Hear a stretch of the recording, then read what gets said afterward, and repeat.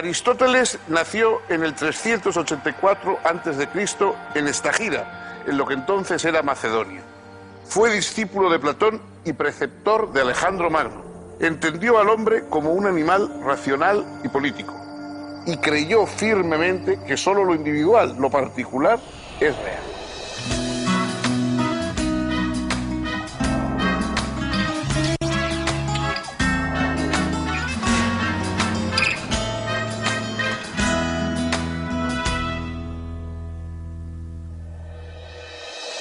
¿Cómo están, amigos? Bienvenidos. Hoy vamos a hablar de la única figura de talla semejante a la de Platón que hay en la historia de la filosofía, Aristóteles. Aristóteles fue discípulo de Platón, del mismo modo que Platón lo había sido a su vez de Sócrates, pero se alejó en parte muy sustancial de la doctrina de su maestro. En una ocasión cuentan que dijo: soy amigo de Platón, pero más amigo de la verdad. Y por eso tenía que romper, que separarse de la obra de su maestro. Alguien ha comentado que todos los hombres somos o platónicos o aristotélicos. Platón es la doctrina de las ideas, es la búsqueda de un mundo en el que los universales eternos, inmortales, etcétera, se conservan y proyectan su influjo, digamos, conceptual sobre el mundo de la materia. En cambio, Aristóteles es un realista. Aristóteles no cree en otro mundo ideal, sino que cree que los conceptos, que las llamadas ideas, están realmente en nuestro mundo. Es decir, lo que existen son individuos, cosas, objetos, y a partir de esos individuos y objetos, buscando sus semejanzas, nuestra cabeza, nuestra mente es la que busca el concepto y la que crea el concepto. El concepto no está en otro lugar ideal, sino que está en nuestra capacidad de pensar sobre la diversidad del mundo. Vemos cosas diferentes, cosas distintas, y las agrupamos de acuerdo a clases en un concepto, pero ese concepto es una producción nuestra, es una proyección de nuestra capacidad intelectual. El hombre es un animal racional y político. Para Aristóteles, los dos rasgos son fundamentales. Nos distinguimos por la razón, porque somos capaces de pensar y de reflexionar sobre lo que hacemos y sobre todo de asombrarnos, que es el comienzo de la filosofía. El principio de la filosofía es el asombro ante el mundo, el preguntarnos por qué. Y luego somos animales políticos, es decir, tenemos que vivir en la polis, tenemos que vivir en comunidad con los demás. No hay seres humanos que puedan vivir solos, porque todos tenemos lenguaje, somos seres simbólicos, y por lo tanto un ser que tiene un lenguaje que él no ha inventado necesita los otros seres para compartir ese mundo de símbolos con ellos.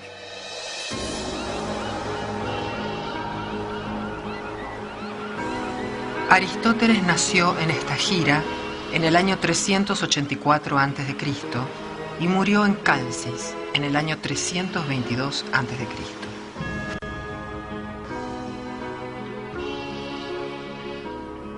Era hijo de un médico de la corte macedonia. Durante 20 años fue discípulo de Platón en la famosa Academia de Atenas. Mientras Platón vivió, fue fiel a sus enseñanzas. Luego desarrolló su propia filosofía en abierta disidencia respecto del platonismo.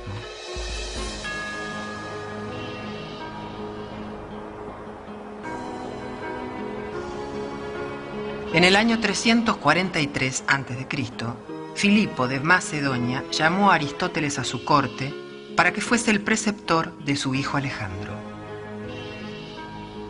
Cuando Alejandro ascendió al trono macedonio, Aristóteles volvió a Atenas y fundó una escuela alquilando un terreno junto al santuario dedicado a Apolo Liceo. De ahí tomó su nombre la escuela aristotélica, el Liceo. Allí Aristóteles se dedicó a investigar y a enseñar lógica, física, biología, ética, política y otras disciplinas. Además fundó, con la ayuda económica de Alejandro, una gran biblioteca y un curioso zoológico. En el terreno arrendado había un jardín con senderos. A Aristóteles le gustaba pasear por este lugar mientras daba sus clases de la mañana, dedicadas a los discípulos más avanzados. Como en griego paseo o lugar de paseo se dice peripatos, los asistentes a esas clases fueron llamados peripatéticos. Los apuntes correspondientes a las clases que impartía Aristóteles por la mañana son lo que se ha llamado escritos esotéricos y son los que conservamos. De los otros, llamados exotéricos, solo nos han llegado algunos pocos fragmentos.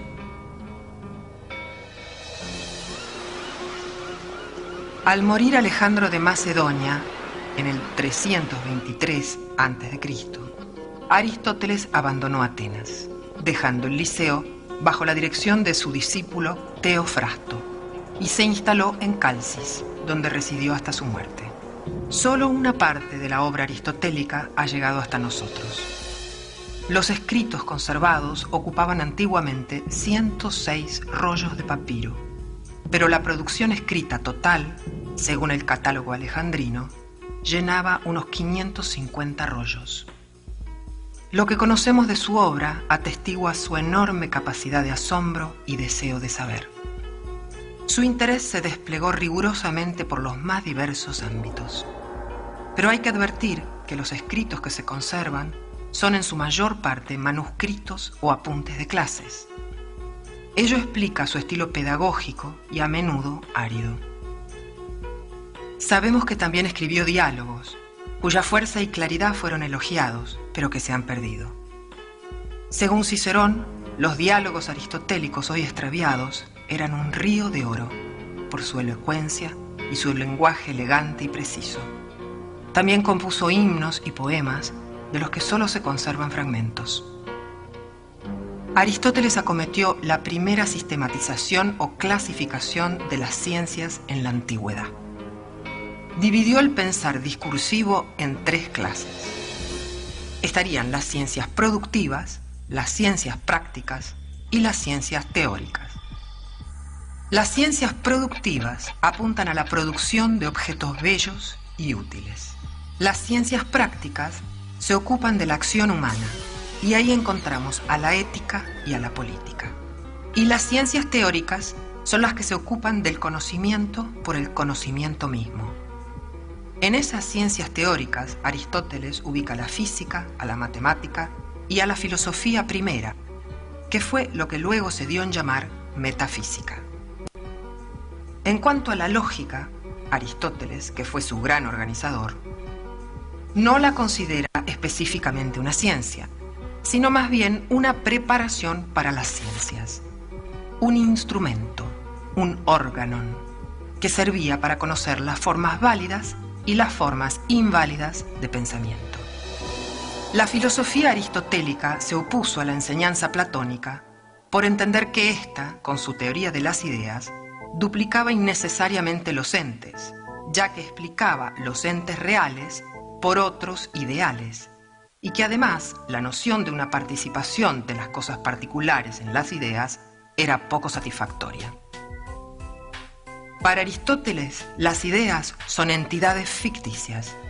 Solo existen los individuos. Los individuos son las sustancias que sostienen todos los atributos que predicamos de ellos. Y las ideas universales no son más que abstracciones que el entendimiento realiza a partir de los individuos. Tanto Platón como Aristóteles creen que hay algo que es la esencia de las cosas. Platón lo llama idea o eidos. Aristóteles lo llama a veces forma, a veces género, a veces esencia o, en griego, ousia. Los dos apuntan a eso universal y creen que la filosofía tiene que apuntar a eso. Pero la diferencia es que Platón pone esa esencia en un ámbito trascendente y Aristóteles la ubica en un plano inmanente. Lo universal está así en lo particular. Esta concepción de lo individual y particular se refleja en el profundo interés aristotélico por el conocimiento empírico de la naturaleza. A Platón no le interesaba especialmente una reflexión empírica sobre la naturaleza. En uno de sus diálogos, Sócrates hace explícita profesión de este desinterés, diciendo que a él lo que le interesa son las ciudades, los hombres, esas relaciones, y que no le interesa saber cómo está hecho el universo, la materia, todo aquello que había interesado a los presocráticos antes de llegar Platón y llegar Sócrates al mundo de la filosofía. Aristóteles es un científico, o es lo que llamaríamos hoy nosotros un científico. Naturalmente, él no distingue entre lo que nosotros llamamos ciencia y lo que se llama filosofía, porque para él todo es un continuo de conocimiento, todo es un continuo de reflexión sobre la realidad. Pero él es un científico, es decir, él estudia a los animales y estudia las partes de los animales, estudia botánica, era médico, o el equivalente a un médico de profesión. Es decir, él es un empirista y estudia desde un punto de vista de la observación y de los experimentos al alcance de su época, pero a la vez es un gran teorizador. La obra de Aristóteles es una especie de monumental enciclopedia de los saberes de su época.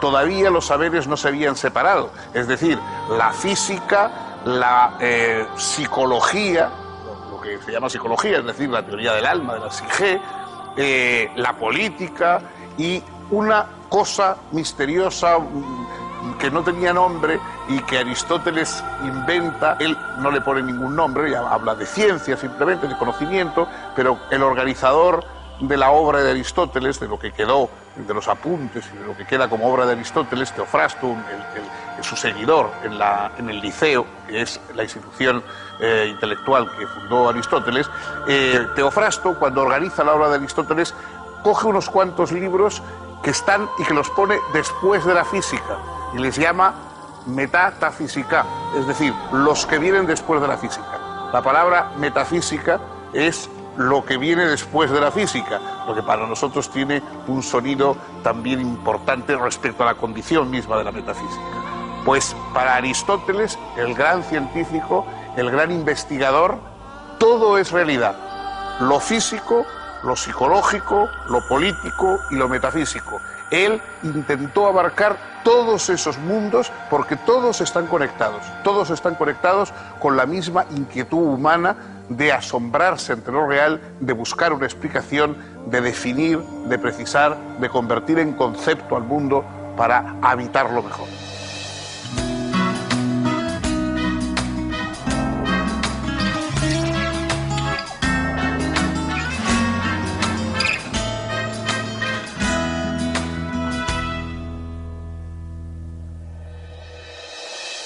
Según Aristóteles, nuestros conocimientos primero parten de los sentidos, de la experiencia, y una vez que los hemos captado en nuestro conocimiento sensible, nuestra inteligencia puede realizar una tarea de abstracción, siempre desde esos datos sensibles. Puesto que el pensamiento de Aristóteles partía de la observación, su primer problema fue el del cambio. El pensamiento anterior había opuesto el cambio al ser. En cambio, Aristóteles acuñó la noción del ser en potencia, que no es un no ser y tampoco un ser pleno, lo que en la terminología aristotélica se denomina ser en acto. Esta noción le permitió explicar el cambio como un paso del ser en potencia al ser en acto. La semilla se transforma y da lugar al árbol, porque la semilla es ya el árbol, pero solo en potencia y con el tiempo. Si las circunstancias le son propicias, va actualizándose. Para explicar el cambio al que todas las cosas del mundo están sometidas, hay que pensar que en cada caso hay algo que cambia. Aristóteles llamó ousia a ese algo. La palabra griega ousia designaba el verdadero valor de una propiedad puesta como garantía en una transacción comercial. La ousia de un terreno era lo que ese terreno auténticamente valía, lo que objetivamente representaba, su realidad. La palabra fue traducida luego por los romanos como substantia, es decir, lo que está por debajo, lo que sostiene.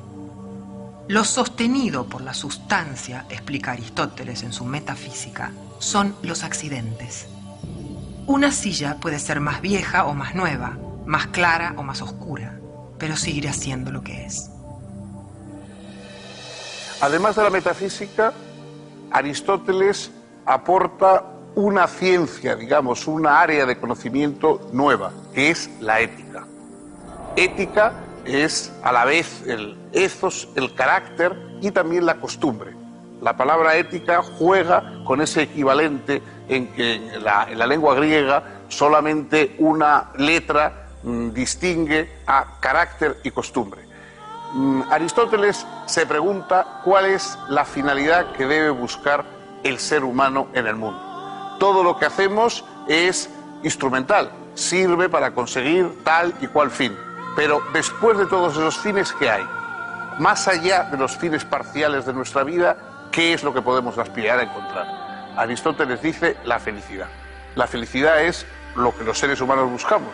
Y la ética no es ni mucho menos, como luego ha llegado a ser a partir de visiones más penitenciales, una búsqueda del deber, de la obligación, del sacrificio, etc. No. Para Aristóteles la ética es una reflexión sobre la acción humana en busca de la libertad. Y para ello lo que dice Aristóteles es que tenemos que intentar desarrollar las virtudes, es decir, los hábitos que nos dan fuerza, que nos ayudan a vivir mejor, porque no olvidemos que la palabra virtud, la palabra latina naturalmente virtud, viene de vir, de la fuerza viril, la fuerza, la excelencia, incluso la fuerza del guerrero. De modo que la virtud es lo que nos da fuerza frente a la debilidad, que es el vicio. La virtud es lo que aumenta nuestra fuerza y por lo tanto nuestra capacidad de alcanzarnos a la felicidad. ¿Dónde situar las virtudes? Evidentemente hay que situarlas, piensa Aristóteles, en el mundo de la acción humana. En la acción humana tan malo es ir demasiado lejos como no hacer lo suficiente. Tan malo es ser tan valiente que nos convertimos en temerarios y morimos en la primera de las empresas que acometemos, como ser cobarde y pusilánime y no atreverse a hacer lo que debe ser hecho. Por lo tanto, Aristóteles cree que las virtudes están en una especie de justo término medio entre el exceso y el defecto en un campo o un área determinada de acción. ¿Cómo podemos aprender cuál es ese término medio? Para Aristóteles no se basa exclusivamente en una definición de tipo teórico. Tenemos que verlo en la práctica, puesto que la ética tiene que relacionarse con la práctica, tenemos que buscar el modelo de nuestras acciones en la práctica. Hay que fijarse en los spudaioi, en los excelentes, en los magníficos. Es decir, cuando yo me pregunto qué es verdaderamente el coraje, debo pensar, ¿a quién quisiera yo tener a mi lado si estuviera en un momento de peligro? Esa persona en la que pienso es la que me puede indicar qué es el coraje, porque esa persona será un valiente. Si yo pienso qué es la generosidad, pues digo, ¿a quién recurriría yo si estuviera en un apuro, si necesitara a alguien que me apoyase, que me acompañara, que me prestara dinero o lo que fuese? Esa persona en la que pienso es el generoso. Él es el que puede enseñarme en qué consiste la generosidad. Es decir, la reflexión sobre la acción y la virtud no es meramente teórica, sino que busca modelos en la vida práctica. No se trata de ver en qué consiste la virtud, al estilo socrático-platónico, de preguntar qué es la virtud en sí, sino más bien encontrar la manera de hacernos virtuosos. Y para ello, además del buen ejemplo, es muy importante el hábito, la práctica, porque la formación del carácter, el ethos, se realiza a partir del hábito. La ética aristotélica es una ciencia de la prudencia y de la convivencia que muestra el carácter eminentemente práctico del filósofo. Para Aristóteles, la política es el prototipo de toda capacidad humana, ya que su objetivo es la vida feliz y digna de los ciudadanos. La finalidad del Estado es la promoción de la virtud y la felicidad de los ciudadanos. En este sentido, la política es la continuación y culminación de la ética. La política es la ciencia del bien más deseable y de los medios para obtenerlo. Ese bien más deseable es la vida noble y feliz. Los sofistas predicaban que los principios de la vida social son meramente convencionales y contrarios a la naturaleza. Aristóteles sostuvo, en cambio, que el hombre es, por su propia naturaleza, un animal político, destinado a vivir con otros hombres en el ámbito de la polis. Los sofistas afirmaban también que el Estado surge artificialmente de un contrato que restringe la libertad de cada uno en defensa de sus intereses mutuos. Él mostró que nadie es libre ni plenamente humano fuera de la comunidad política, y que ella no se organiza solo en torno de necesidades comunes, sino también por objetivos compartidos entre sus integrantes. Todos estos temas fueron redactados en forma provisional y fragmentaria por Aristóteles en 8 capítulos, que fueron revisados y ajustados una y otra vez por el filósofo, hasta que finalmente los agrupó en un tratado conocido con el nombre de Política. Este carácter práctico también se refleja en su física, que explica el movimiento mediante su teoría de las 4 causas y sus nociones de acto y potencia. Según Aristóteles, la realidad es un organismo profundamente dinámico. Todo lo que hay está en movimiento y debe ser comprendido desde su causa eficiente, que es el origen, desde su causa material, que es aquello de qué está hecho, desde su causa formal, que es su configuración y distinción, y desde su causa final, que es el fin hacia el que tiende. Todo proceso natural es, pues, comprensible para el hombre que tenga la suficiente paciencia de preguntarse ordenadamente por su causa. A la vez, todo tiene, como dijimos antes, potencialidades que van actualizándose, tal como la semilla, que es ya árbol potencialmente, pero que debe ir haciéndose paulatinamente árbol en acto. Y así el universo se presenta como un espectáculo en el que optimistamente todo va siendo lo que debe ser. Además, debe haber algo que sea un primer motor no movido. Eso sería para Aristóteles Dios. Dios como acto puro, primer motor que mueve sin distancia a todo lo demás. Plenitud sin carencia alguna. Aristóteles lo definía como vida feliz y perfecta, goce infinito, pensar que se piensa a sí mismo. El hombre puede tener solo un atisbo de esa plenitud gozosa en la medida en que participa de la inteligencia contemplativa. Como ocurre en el caso de Platón, es imposible exagerar la influencia que Aristóteles ha tenido en los siglos posteriores. Literalmente podemos decir que intelectualmente vivimos de él, porque además aportó una serie de instrumentos mentales que seguimos utilizando. Cuando hablamos de sustancia, cuando hablamos de accidente, de potencia, de acto, cuando hablamos del mecanismo lógico, que repasamos los silogismos, las conclusiones que se sacan de unas premisas, etc., todo eso nos lo ha brindado Aristóteles. Una extraordinaria caja de herramientas mentales que seguimos utilizando, que primero se dieron en su discurso en griego, después se tradujeron al latín, después a cada una de nuestras lenguas, y hoy ya manejamos esos términos como si fueran algo dado, como si fueran términos comunes, cuando todos ellos aparecen en la obra de Aristóteles, porque además Aristóteles tenía el genio de la definición. Era capaz de brindar definiciones precisas y montar y desmontar, digamos, las piezas del gran rompecabezas mental, pasando del análisis, es decir, de la separación de las piezas, a la síntesis, la reconstrucción de los diversos elementos de un razonamiento, de un planteamiento discursivo, etc. Por supuesto, todavía todo eso sigue vigente. Inevitablemente han cambiado muchas cosas. la lógica ya no es meramente la lógica aristotélica como lo fue durante siglos y siglos, sino que hoy ya tenemos otro tipo de lógicas más formales, basadas en principios diferentes, pero la base lógica y todavía lo que entendemos normalmente por razonamiento lógico la mayoría de los profanos es y deriva de lo que planteó Aristóteles.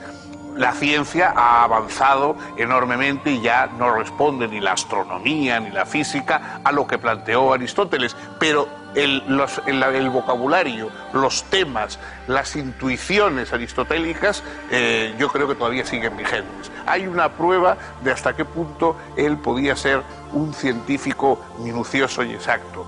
En uno de sus muchos libros, evidentemente hay errores en la obra de Aristóteles como en la de cualquiera, pero en uno de sus libros él dice que existen unos peces que hacen nidos, ¿no? Bueno, durante mucho tiempo eso se consideró que era pues uno de los errores que incluso un genio como Aristóteles podía cometer. Y recientemente, a comienzos del siglo XX, en unas pequeñas islas jonias, allí en el mar de la Jonia, se encontró un tipo de pez que hasta entonces era desconocido y que efectivamente hacía en las rocas unos nidos semejantes a los que describía Aristóteles. De modo que hasta ese punto todavía a lo largo del tiempo Aristóteles puede dar una sorpresa. En el campo conceptual ese magisterio continúa hasta hoy intacto. Bueno, hasta aquí hemos llegado hoy, hemos repasado esta obra fundamental de la filosofía. El próximo día continuaremos un paso más, un filósofo más, por esta discusión reflexiva sobre el pensamiento occidental.